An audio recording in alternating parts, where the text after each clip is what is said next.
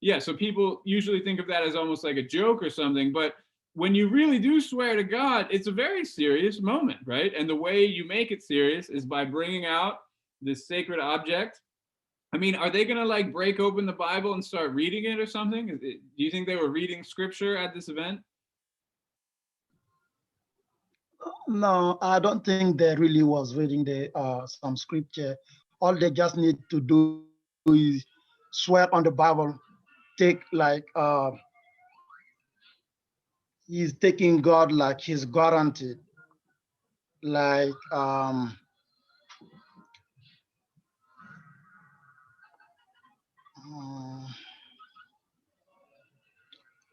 I mean, it is just a kind of commitment, like to kind of swear Mm-hmm. and show people how serious you want to make. I mean, he want to take his job. Yeah, yeah, I think that's it exactly. And so I think it's worth considering, right? Here we have this very impressive looking old book. They didn't bring it out to read it, right? I'm surrounded by books. I'm sitting at my desk right now. This book is not for reading, right? Usually we take out a book and we read it and we want to get the information from it. That's not how this book is being used, right? And so that's why I'm focusing on it right now. It goes to show there's more to scripture than just the meaning that it holds, right? There's another significance to it. And just as Drissa was saying, it shows a seriousness, it shows a commitment, it shows a connection to God. Biden is saying, I swear to God that I will uphold my vows, I will uphold this oath, I promise that I will take care of this country and I will do it in the name of God, right? It's really quite a statement. So Joel says, if they were to be a president of a different faith, would they still have to swear on the Bible? Zamo says, yeah, I was wondering the same thing. Kevin's wondering the same thing. Does anybody know the answer to this? Actually, I do know the answer to this. Can't you But swear on anything, technically? you basically can swear on anything. Yeah, I mean, usually it is a scripture, but we have, for example, I think at least one Hindu representative in the House of Representatives. And when she was sworn in, I believe she's a representative from Hawaii. And when she was sworn in, she used the Bhagavad Gita, which we will not read for this class. I'm pretty sure, was it the Bhagavad Gita? I'm pretty sure it was. It could have been something else. But yeah, any sacred text, right? Yeah, so Frank says you can swear on any religious book.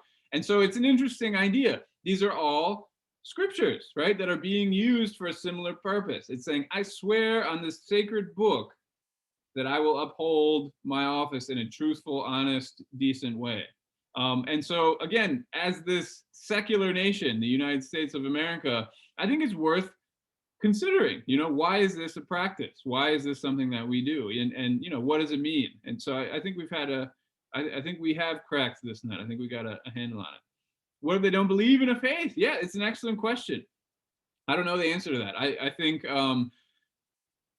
there probably are atheists in the government somewhere. And I wonder, what book do they swear on? Maybe they don't use a book. Maybe they just say, I promise, and you're gonna have to just trust me on this one. But it's an interesting question. If somebody's atheist, what do they do? And I'm sure we could look further into that one. Okay, so as we think about scriptures, here's a very important point that might not be obvious. So scriptures can be books, right? Here's a book. This is Smith, but this is not a scripture. I do have other scriptures around me. Actually, here's another book. This is a Penguin Classics translation of Buddhist scriptures. So here are scriptures, it says on the cover. So scriptures can be a book, but they don't have to be, right? Scriptures can also be oral, or it could be oral. Does anybody know this word? This is actually a very kind of fancy word that you may never have seen before. Why isn't that going? Come on. There it goes. What does that word mean? Do you guys know what that means? Oral? I think it is just verbal. Say it again. Verbal.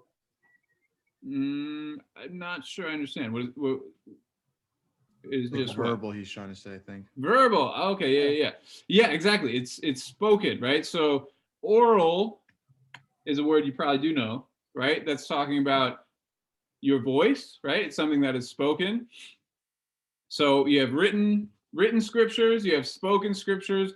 Oral with an A is talking about what you hear. So usually an oral tradition is also a heard tradition, right? A spoken tradition is also a heard tradition. What would that even mean? Is that a meaningful term to you, an oral tradition? Can you think of examples of an oral tradition? So I know something to keep some it church ceremonies that have like bells and stuff like that. for what ceremonies? For like some church services, like at some points they'll have like bells and stuff like that. Or I mean, you could probably find other like sounds in other religions, but I'm not sure about those. I see. So Eric's thinking about sounds and different traditions. Okay, that's a good start. Although we're talking about scriptures here, right? And I would argue a scripture is usually more than just a sound, right? It's more than just bells. Now, It'd be like oh, go ahead. stories that have been passed down, like Mhm. from generation to generation. Yeah, absolutely. So I studied Tibet, right? That's kind of what I know the best, are Tibetan Buddhist scriptures and this sort of thing.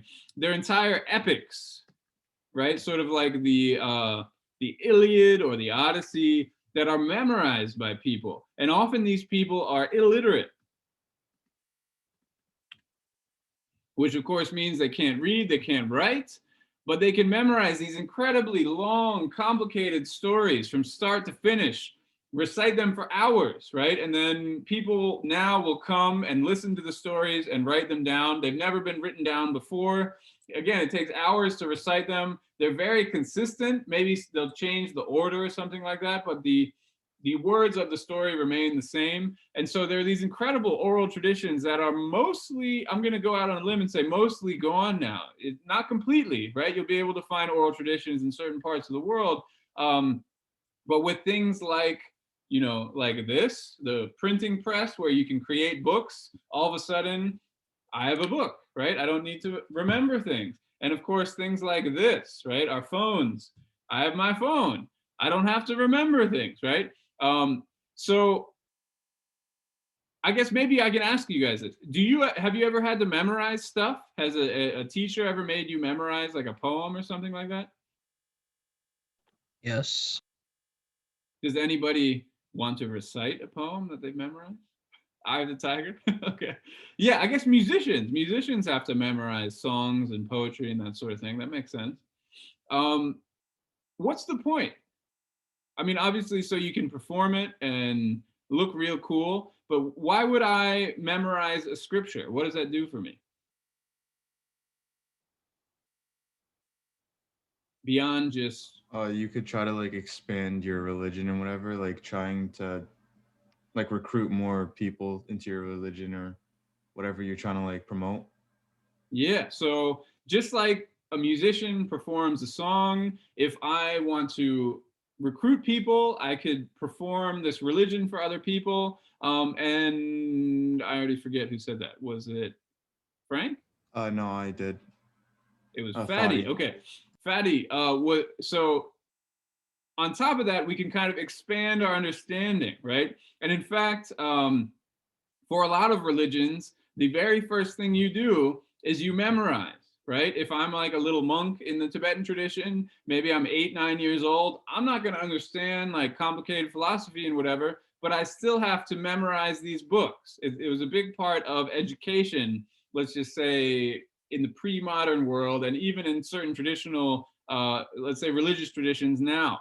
Now, obviously, that's not what we're doing in this class, but memorization basically was education. You were only as smart as how many texts you have memorized. And if you didn't memorize anything, people would think you're a fool. I've gotten that a lot, actually.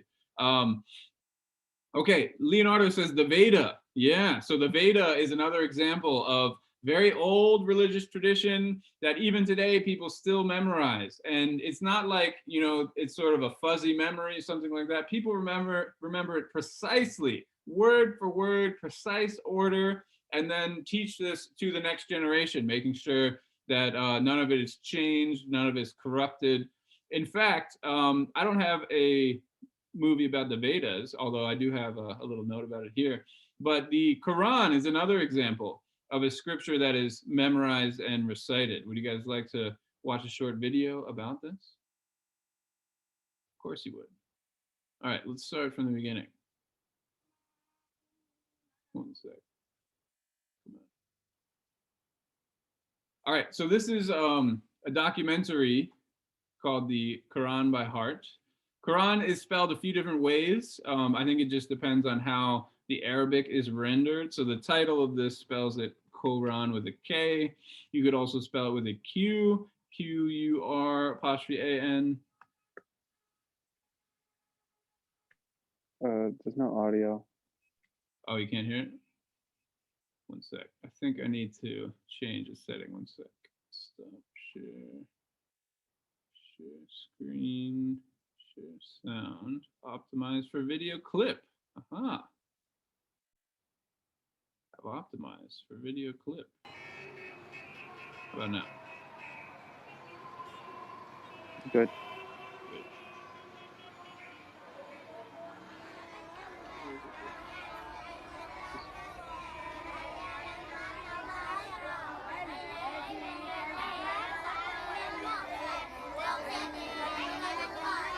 Okay, so again, this is a story about the Quran. It's a documentary film made, I think, 10 years ago.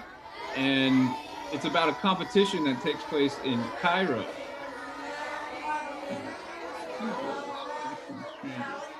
Cairo, which is, well, it's telling you right here, it's in Egypt, right? So Cairo in Egypt, we're gonna learn about a few different places, which is why I'm highlighting Egypt right now.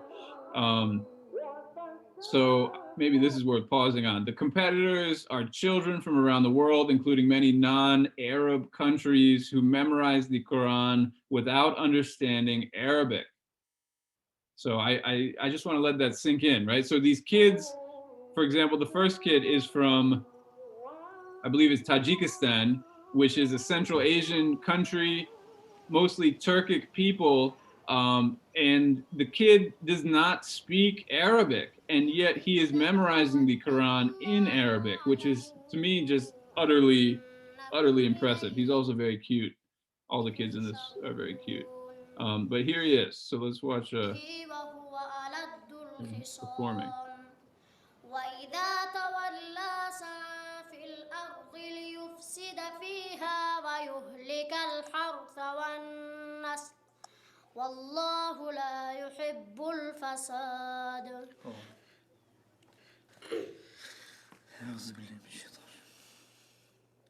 فخلف من بعدهم خلف أضاعوا الصلاة واتبعوا الشهوات.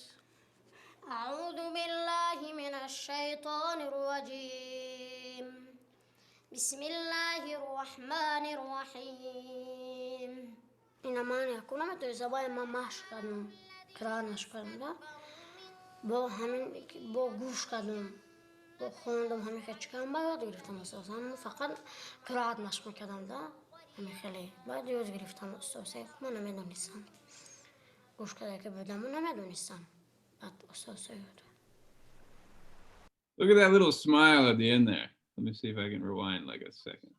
Oh, I don't know. I missed it. But he's memorized the whole Quran. What a champion. This kid's amazing, right? And so we're not going to watch the whole thing, but there's one more competitor I want you to meet. I felt glad because I was selected from several colleagues of mine, including me. I was looking forward for the trip, but as the day of leave to Egypt came closer, I felt kind of nervous. I had no idea whom I had to compete with. It seemed to me that I had butterflies in my stomach. Very cute, right? So she is from the Maldives. Sorry. Maldives. You guys know where that is? Isn't it near India? It is near India. Very good. Yeah, it's an island near India. And then there's another participant from Senegal. We could watch him.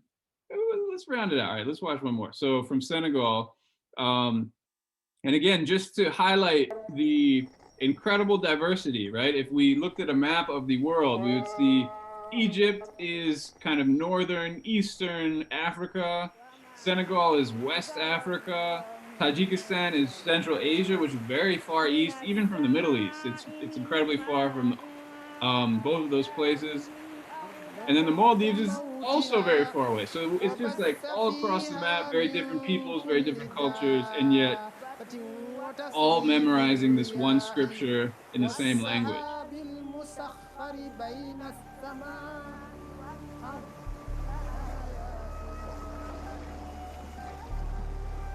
Okay, let's stop it there. So now how do I see you guys again? I think I have to stop optimizing. One sec.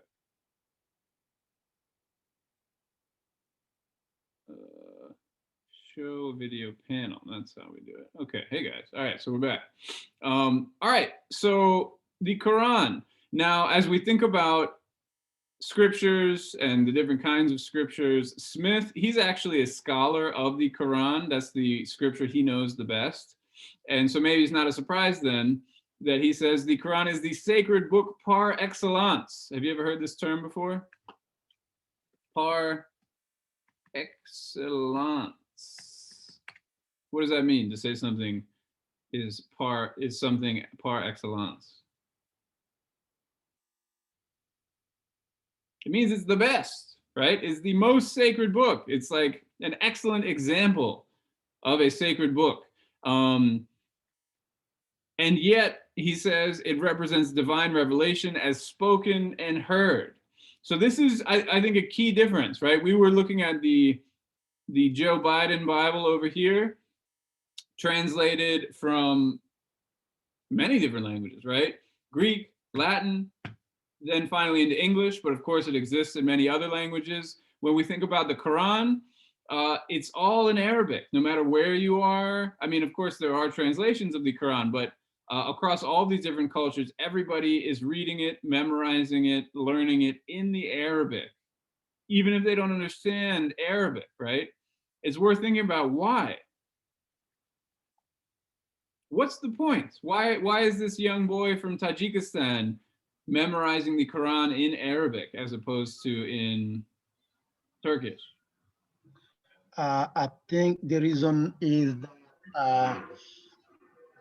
to.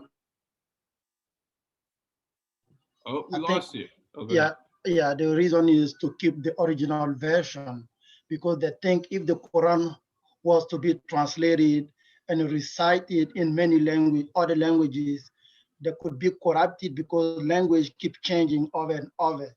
That's why they keep the Quran in the unique Arabic language, so the original version will never be modified.